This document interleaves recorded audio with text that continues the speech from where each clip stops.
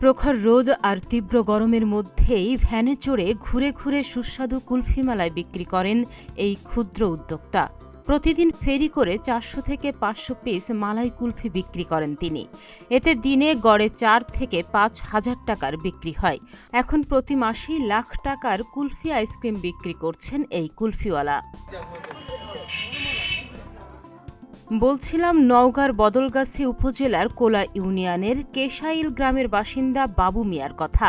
একসময় সংসারের অভাব অনটন সামাল দিতে হিমশিম খেতেন বাবু। বছর দুয়েক আগে জীবন আর জীবিকার তাগিদে নিজ এলাকার গণ্ডি পেরিয়ে কুষ্টিয়ায় যান শ্রমিকের কাজ করতে। সেখানেই এক কুলফিওয়ালার কাছ থেকে শিখে নেন মালাই কুলফি তৈরির কলাকৌশল। এরপরই শুরু হয় কুলফিওয়ালা বাবুর জীবনের এক নতুন অধ্যায়। বাবুর তৈরি লোভনীয় এই সুস্বাদু কুলফি মালাই আইসক্রিম নিতে এখন রীতিমতো ভিড় জমে যায়। জীবগঞ্জ বাজারে কাশাইলের বাবু ভাই আসছিল, উনি আইসক্রিম বানালো 5 মিনিটের মধ্যে, অনেক আইসক্রিম বিক্রি করলো।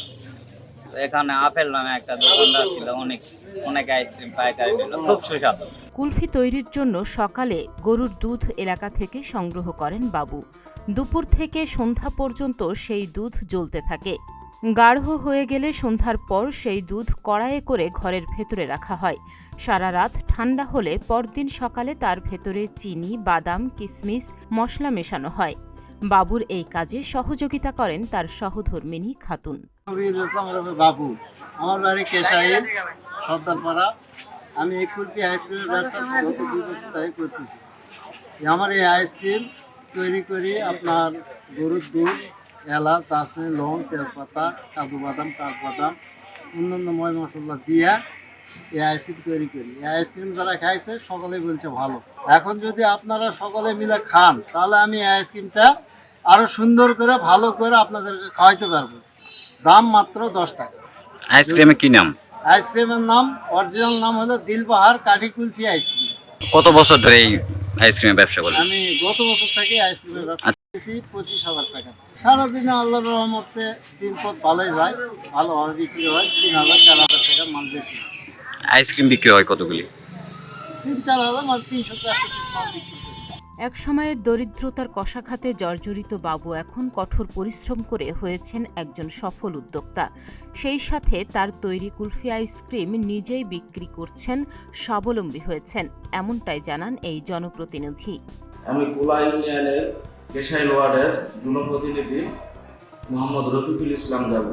আমার ওয়ার্ডের স্থায়ী বাসিন্দা মোহাম্মদ বাবু ইসলাম আগে অতি দরিদ্র ছিল। সে হঠাৎ এক সময় কুষ্টিয়া আইসক্রিম ফ্যাক্টরিতে যায়, সে কাজ শিখে। কাজ শেখার পরে সে নিজে আসে আইসক্রিম ব্যবসা শুরু করার পরে সে বর্তমানে মোটামুটি এখন উদ্যোক্তা। সে নিজেই আইসক্রিম তৈরি করে সে ভ্যানে গ্রামে গ্রামে বেছে বেড়ায়।